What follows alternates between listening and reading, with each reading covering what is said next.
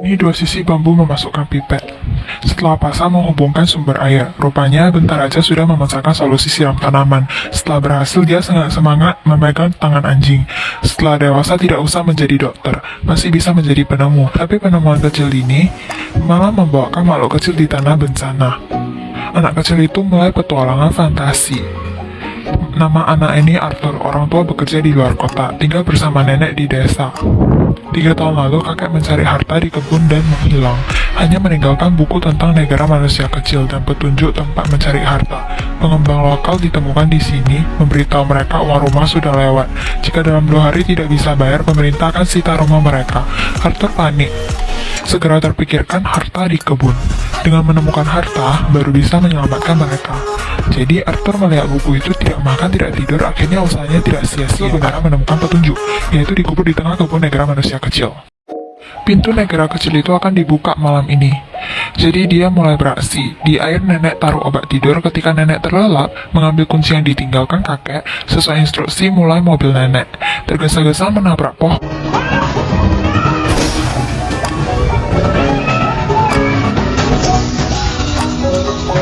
Berhasil menemukan pintunya. Saat ini tiba-tiba muncul orang kejam raksasa. Rupanya adalah teman kakek. Mereka membantu Arthur masuk ke negara kecil. Siapkan lingkaran teleskop diarahkan ke bulan. Arthur menggerakkan teleskop. Sekejap cahaya mantul ke bawah, menghubungkan pintu negara manusia kecil melalui teleskop. Arthur melihat pangeran dari negara ini. Memberitahunya 2 hari lagi di sini akan diratakan oleh pengembang. Hanya dengan mengambilkan harta baru bisa selamatkan mereka. Setelah mendengar ini, sang gerak setuju kakek, menyuruh bawahan membuka pintu membiarkan Arthur masuk. Tiba-tiba tubuh Arthur berubah menjadi kecil. Panik, dia pegang teleskop dengan erat. Manjat sampai kacanya, orang itu memberitahunya harus kembali dalam 36 jam. Lalu Arthur berhasil memasukinya, juga memiliki kulit seri negara mereka. Pangeran dengan cepat membawanya menemui raja. Saat ini rakyat sedang mengadakan upacara penobatan. Hanya menarik keluar pedang di tanah bisa mewarisi kerajaan. Putri menggunakan sewak tenaga tapi tidak bergerak. Tiba-tiba ada teriakan di pintu. Rupanya pengungsi terdekat melarikan ke sini. Saat ini yang hendak membawanya kembali. Bawahan Raja Iblis tiba-tiba masuk ke istana, membunuh raja. Orang-orang berada dalam kekacauan. Saat ini Arthur melindungi mereka. Terburu-buru ia mengeluarkan pedang, sekejap mematikan bawahannya. Lalu mengetahui kakek ada di tangan iblis, jadi Arthur berangkat ingin mematikan iblis. Putri dan pangeran juga kemari. Di sisi lain nenek Arthur bangun. Melihat pintu yang runtuh, dia bingung. Kamar Arthur sisa anjing. Nenek sangat panik di mana-mana mencari Arthur. Malamnya Arthur kembali. Nenek dengan panik memberitahu mereka Arthur di kebun mencari harta dan menghilang. Saat Arthur mendengarnya, langsung ambil alat dengan cepat mencari harta. Masalah Arthur yang hilang dibelakangkan. Saat ini Arthur sedang mencari iblis. Mereka melihat bawahan iblis memotong sedotan yang dia gunakan untuk menyiram. Ternyata iblis bersiap menggunakan sedotan bawa air menenggelamkan mereka. Jadi mereka cepat sembunyi di pipet, mengikuti arus air dan menemukan sarang iblis. Tapi Putri tidak membiarkan Arthur mengambil resiko, jadi memutuskan untuk membunuh iblis sendiri. Alhasil Putri baru pergi, 2 orang itu ditangkap ke penjara. Di sini Putri menemukan iblis, tapi iblis sudah tahu kedatangannya. Jadi 3 orang semua dimasukkan ke penjara. Saat ini mereka sadar di penjara ada orang tua. Ternyata itu adalah kakek Arthur yang hilang. Akhirnya mereka berkumpul di penjara.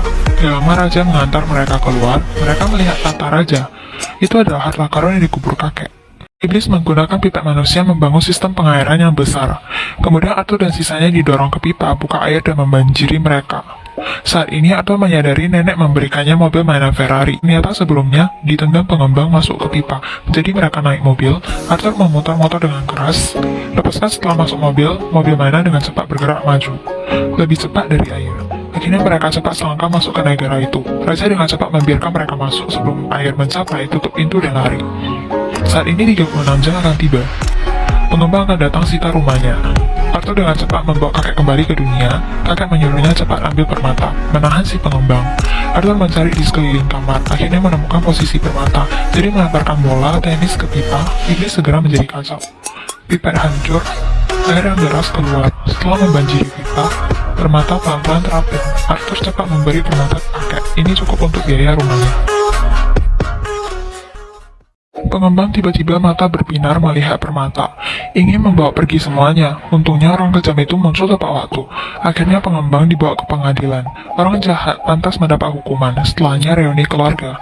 Tapi Arthur malah khawatir. Ternyata dia menghitung waktu, 1 tahun kemudian pintu itu akan dibuka lagi. Begini dia dan Putri bisa bertemu. Film sampai di sini. Film ini keluaran 2006. Arthur yang berusia 10 tahun karena tidak ditemani orang tua hanya bisa tinggal dengan nenek. Dia sangat ingin mendapatkan perhatian ortu dan suka penemuan. Hal gembira setiap penemuan hanya bisa berbagi dengan anjingnya. Namun seperti ini lingkungannya melatih kemandirian Arthur. Di realita keadaan ini sangat banyak, tapi bukan semua orang sama. Jadi orang tua harus banyak temaninya. Karena ortu adalah guru yang paling bagus. Cerita hari ini sampai di sini.